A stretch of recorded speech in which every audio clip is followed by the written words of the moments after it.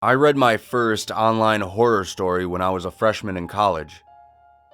I was in bed one evening surfing the web and I decided that I wanted to scare the crap out of myself. The internet is home to a lot of strange things, as I'm sure many of you know. And I found a few of them that night. But nothing piqued my interest more than this community. Reading all of your experiences over the years has been strangely cathartic, for I too have known horror. I've never been in a haunted house, or caught a glimpse of anything paranormal. I'm not even sure I believe in such things.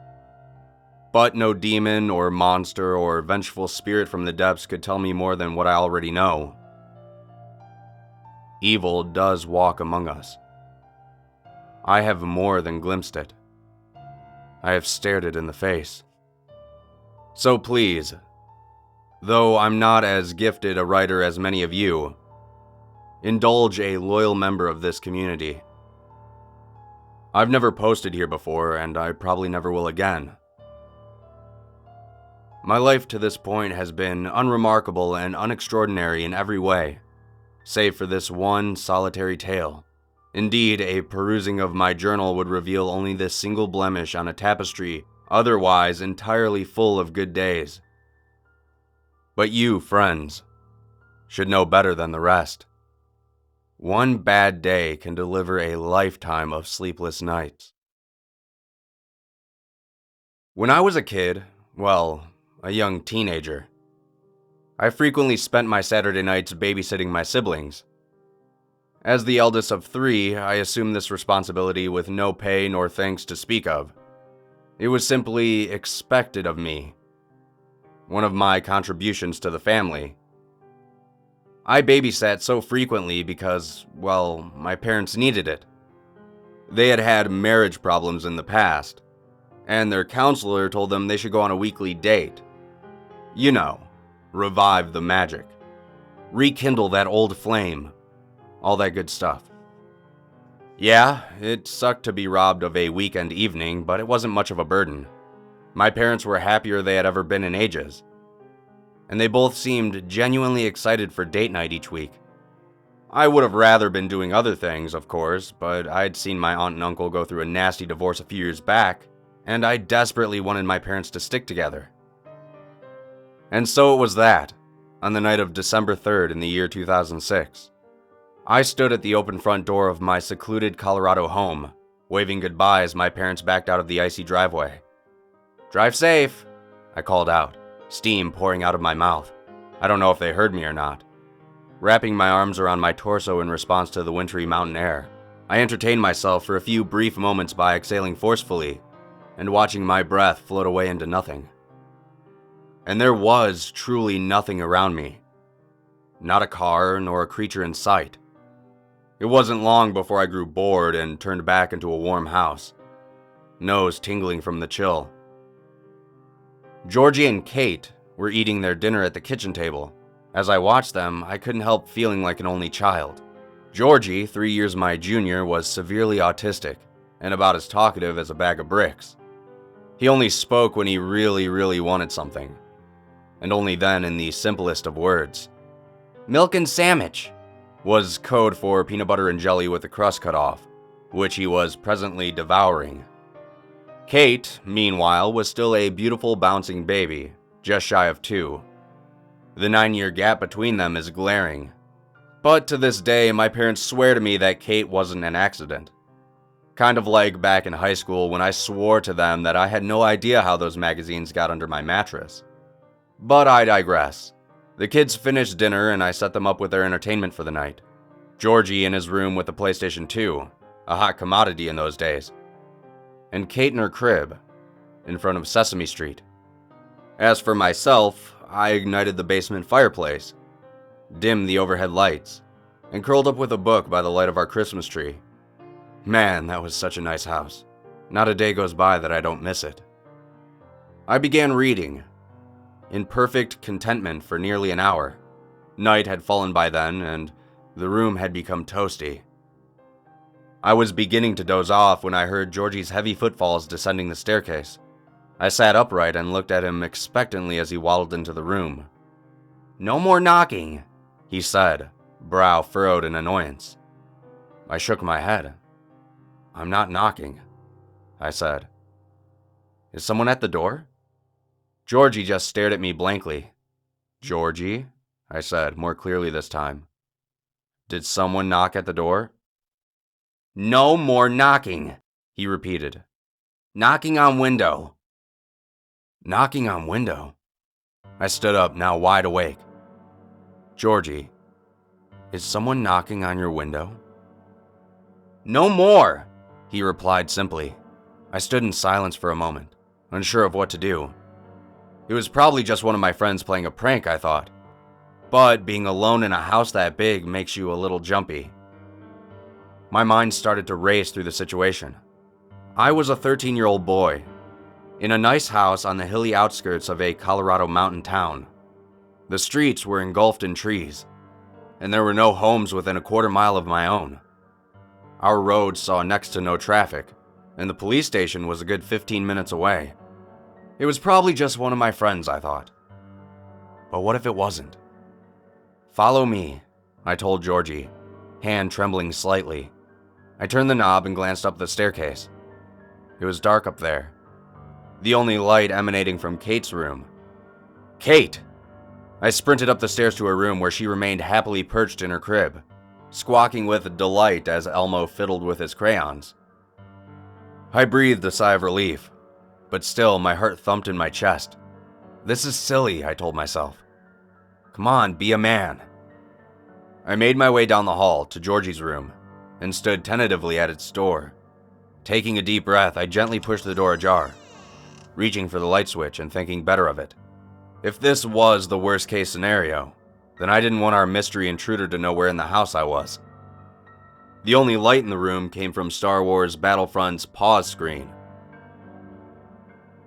I listened for a moment, but heard nothing. I began to suspect that Georgie had simply imagined the knocking. Somewhat exasperatedly, I moved to the window and flicked up the blind to reveal nothing. Just a landscape of freshly fallen snow backed by a quiet, lonely road. I watched the peaceful night, relieved as the large flakes fell softly to the ground. My eyes trailing an individual fractal all the way to the footprints just beneath the window's frame. At first, I did not comprehend them. I just stared, transfixed, at the deep imprints in the snow. Shoes. A man's shoes. None of my friends wore the size, and I was sure of that. I traced them backwards from the window to the sidewalk, from whence this intruder had evidently come. But where did they lead? It was a bright night. The moon shone proudly between the clouds. My eyes followed the steps across the front yard. But once they passed behind the giant pine tree, they disappeared. My heart leapt to my throat. Whoever walked behind that tree was still there. In a panic, I quickly backed away from the window. Georgie, sensing my fear, began to whimper. No, shh, I muttered, desperate to keep him quiet. I turned off the television and led Georgie out of the room. I quickly pulled Kate from her crib, powered her TV down as well, and carried her down the stairs in the blackness. "Can't see," Georgie said, and Kate began to cry. I shushed her hurriedly as we descended. Once in the basement den, I unplugged the Christmas tree so that the only light in the room came from the embers of the dying fire. I sat Georgie down on the couch and settled Kate in his arms. "Sit right there," I directed, staring into his eyes. "Don't move. Do you understand?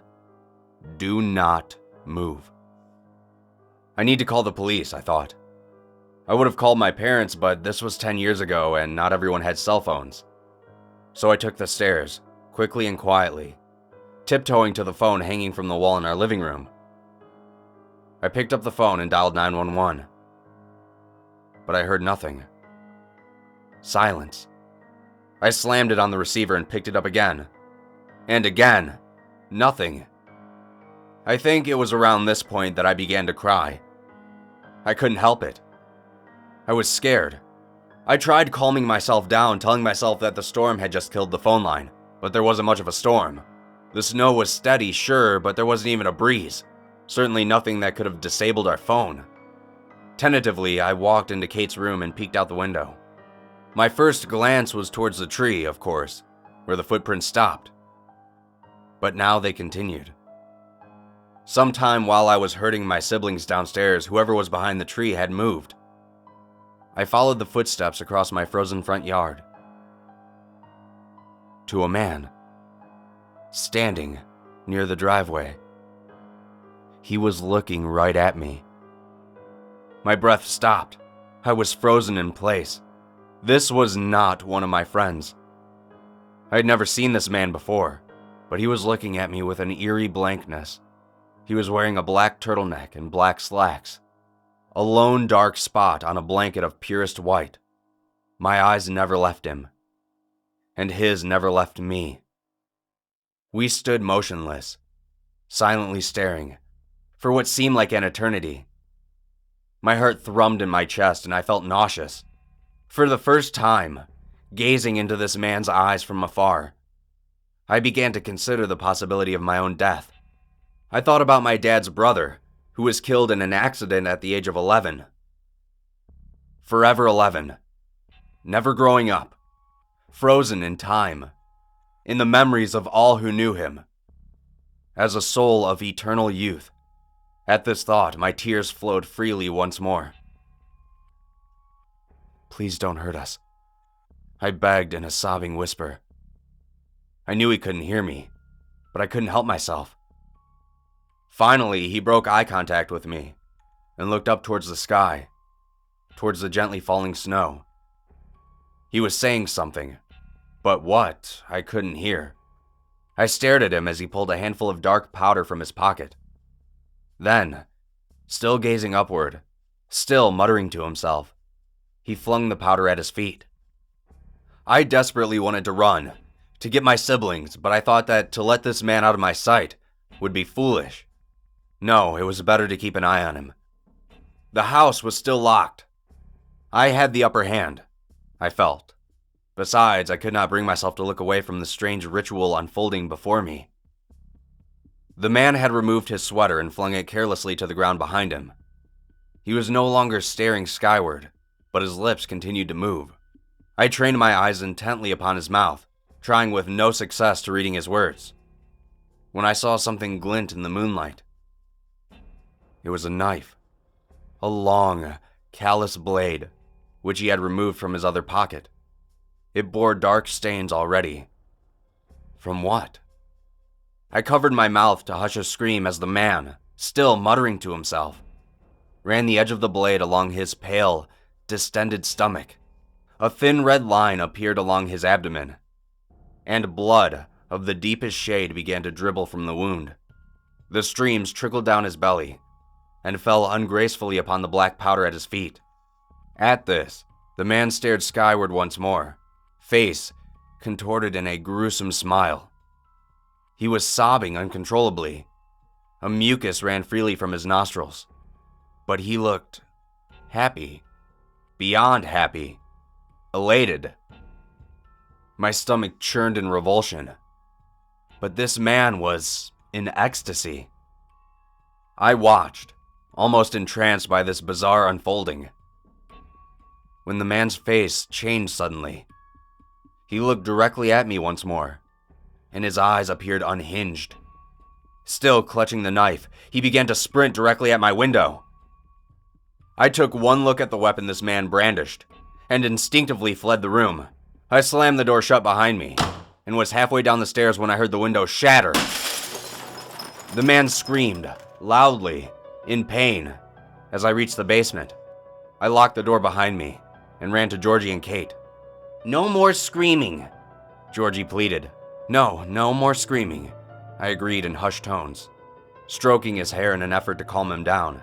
Kate, meanwhile, seemed happy as a clam. I strained, listening intently. Is he inside the house? I still clung to some naive hope that he had injured himself on the glass and had retreated, or perhaps he had weakened himself by his self-inflicted wound. Then I heard it. The subtle but unmistakable sound of footsteps upstairs. He was indeed inside the house. And by the sound of it, he was trying to be quiet. I silently guided Georgie and Kate into a storage closet and closed the door behind us, manipulating the handle as to make as little noise as possible. We stayed there for about 5 minutes, listening to the ceiling creak threateningly above us. Then I realized, I didn't know why it took me so long, that we were not trapped. We still had a way out. I saw in my mind's eye a window in the bathroom down the hall, the only access our basement had to the outside world.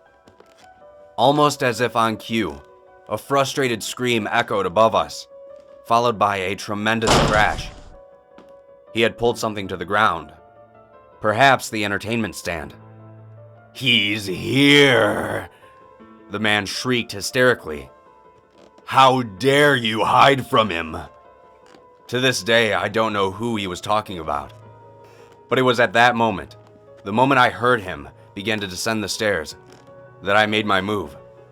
Holding Kate in one arm and guiding Georgie with the other, we began our flight down the hallway. As we reached the bathroom, I stared at the window near the ceiling. It would be a tight fit, but we could make it.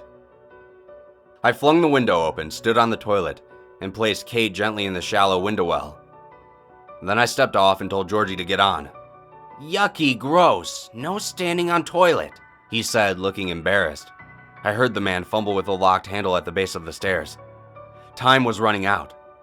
I'm not proud of what I did next, but it was the only way I could think of to get Georgie to cooperate. I smacked my brother roughly across the face and grabbed him by the shirt with both hands. "Georgie, get on the fucking toilet," I snarled at him. The first time I had ever said that word. He began to wail in pain and surprise. But he did step onto the toilet all the same. "Climb out the window," I directed in a harsh tone, and as he grabbed the ledge, I used all the strength I could muster to help push him up. Once he almost slipped down. Almost, but he was stronger than I thought he was, and managed to pull himself back up. With both of my siblings safely in the window well, I climbed on the toilet one last time and gripped the edge of the windowsill. As I clambered out myself, I heard an enormous crash. The man had broken down the basement door. With one last hoist, I pulled my legs up through the window and shut it quietly behind me. As I helped my siblings out of the window well, I heard one last anguished shout of the man, muffled through the pane of glass. "Why are you hiding from him?" "Cold!" screamed Georgie as I led him, barefoot, through the snowy grass. In panic, I shushed him, but it was no use. He and Kate were both crying quite loudly at this point. My only hope was to get them as far away from the house as possible. I heard a distant crash from inside the house, and I quickened our pace. Feet numb, I sprinted through the yard to the sidewalk, and practically had to drag Georgie onto it. "Bathroom light," he said pleadingly. He was obsessive about turning off lights and electronics before leaving, and he was correct. We had left the bathroom light on in our haste. I ignored him and rushed us down the frozen pavement, stepping on sharp rocks and sticks and not even comprehending it. Adrenaline surged through my veins. I didn't know what we were heading toward.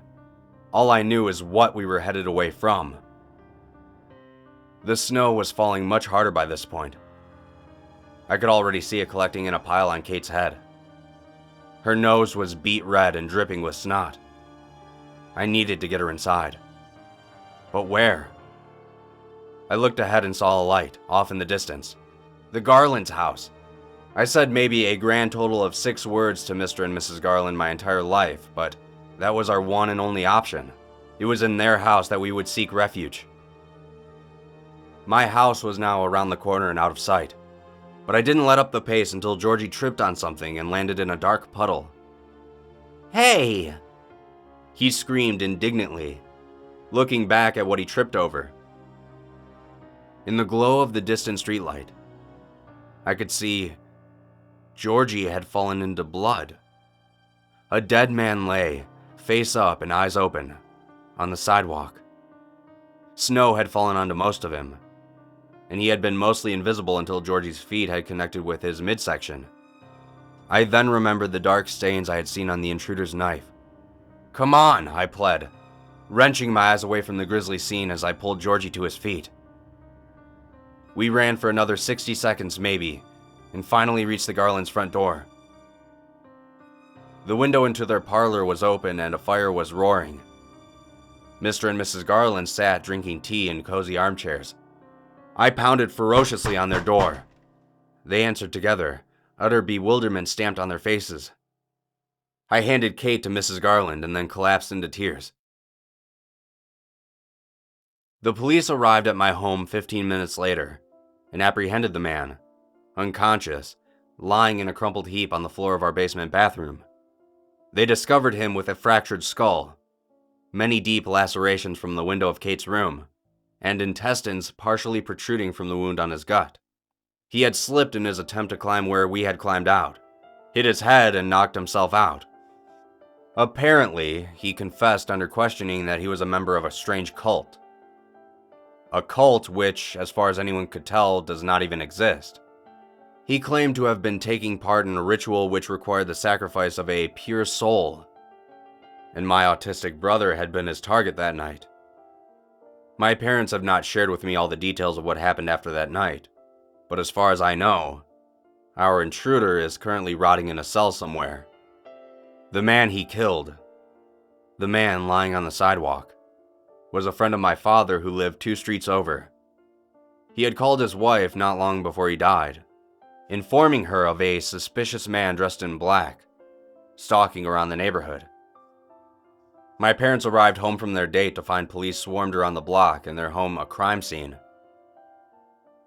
My father relocated at work, and we had moved across the Rockies to Salt Lake City just 2 weeks later. Kate is now a bratty middle schooler. As far as I'm concerned, she's perfect. Georgie, now 21, hasn't changed a bit, but he loses his mind if someone knocks on a window. As for me, I'm a bit of an adrenaline junkie now. I climb mountains with narrow trails and steep ridges. I go cave diving in places where you shouldn't. All, I think, in an attempt to recreate the fearful intensity of that one snowy night, long ago. But it never works. The closest I come is when I'm alone, in my room, in the dead of night, when I'm reading your worst stories about your worst times, and the things that chase you in your dreams. Then, and then alone, is when the real fear sets in.